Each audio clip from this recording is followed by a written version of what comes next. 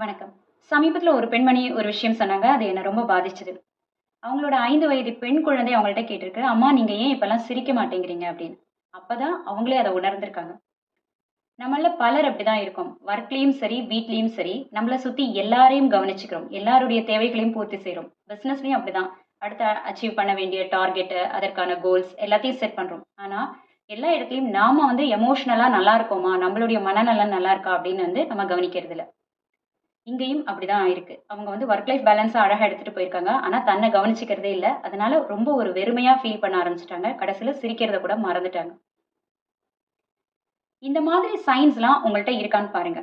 அதாவது உங்களுக்கு ஏதோ ஒரு பிடிச்ச விஷயம் செய்யணும் அப்படின்னு நெனச்சா கூட, உங்களுக்கு ஒரு குற்ற உணர்வு வருது. சுத்தி இருக்கிறவங்களுடைய தேவைகள கவனிக்காம, எனக்கு வேண்டியத நான் செஞ்சுக்கிறேன். இது ரொம்ப தப்பு அப்படின்ற ஒரு குற்ற உணர்வு இருக்கா? இல்ல எப்பவுமே மனசுல ஒரு வெறுமை இருக்கா? எல்லாருக்காகவும் செய்றேன். எதுக்கு தான் இருக்கேனோ தெரியல. அந்த மாதிரி ஒரு வெறுமையான உணர்வு. இதெல்லாம் இருந்தா, நீங்க ஒரு மென்டல் ஃபெட்டீக்ல இருக்கீங்க அப்படின்னு அர்த்தம். அதாவது உங்கள கவனிக்கல. ஓவரா நீங்க மத்தவங்களுக்காக எல்லாம் செஞ்சு, செஞ்சு, செஞ்சு பிசிக்கலா, எமோஷனலா, அ மென்டலா நீங்க டயர்ட் ஆயிட்டீங்க. உங்க மூளை சோர்ந்து போயிடுச்சு. ஸோ, இனிமே வந்து உங்கள பத்தி கொஞ்சம் யோசிக்க ஆரம்பிங்க. உங்கள பத்தி கவனிச்சுக்கிறதோ, யோசிக்கிறதோ செல்ஃபிஷ் கிடையாது. அத சுயநலமா யோசிக்காதீங்க. அது உங்களுடைய உடல் நலனையும், மனநலனையும் பாதுகாக்கும். இன்னைக்கு ஒரு 5லிருந்து 10 நிமிடங்கள் உங்களுக்காக செலவு பண்ணுங்க. ஒரு 5 நிமிடம் தனியா உட்கார்ந்து யோசிங்க. எனக்காக நான் எனக்கு பிடிச்ச விஷயங்கள் என்ன செய்றேன்? என்ன நான் கவனிச்சுக்கிறேனா? இதெல்லாம் உங்களுக்கு நீங்களே கேளுங்கள். அப்ப அதுக்கான பதிலும் உங்களுக்கு கிடைக்கும். இல்ல என்ன செய்யணும் அப்படிங்கிற ஒரு தெளிவு கிடைக்கும். இத தாண்டி ஒரு ஆக்டிவிட்டி குடுக்குறேன்.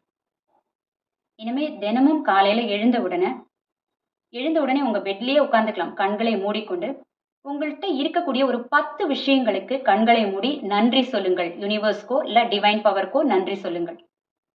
சின்ன சின்ன விஷயங்கள். எனக்கு 3 வேள சாப்பாடு கிடைக்குது. இருக்க இடம் இருக்கு. நான் படுத்துக்கொள்ள இதோ இந்த ஒரு எனக்கு கட்டில் இருக்கு. ஒரு பெரிய அறை இருக்கு. இதெல்லாம் கூட பெரிய பெரிய விஷயங்கள். இதெல்லாம் இல்லாமல் இருப்பவர் பலர். அதனால தினமும் காலையில் எழுந்தவுடன் கண்களை மூடிக்கொண்டு, ஒரு 10 விஷயங்கள் உங்கள்ட்ட இருக்கக்கூடிய 10 விஷயங்களுக்கு நன்றி சொல்லிக் கொண்டு வாருங்கள். நமக்கு பல விஷயங்களோட அருமை தெரியறதில்ல. மறந்துட்டோம்.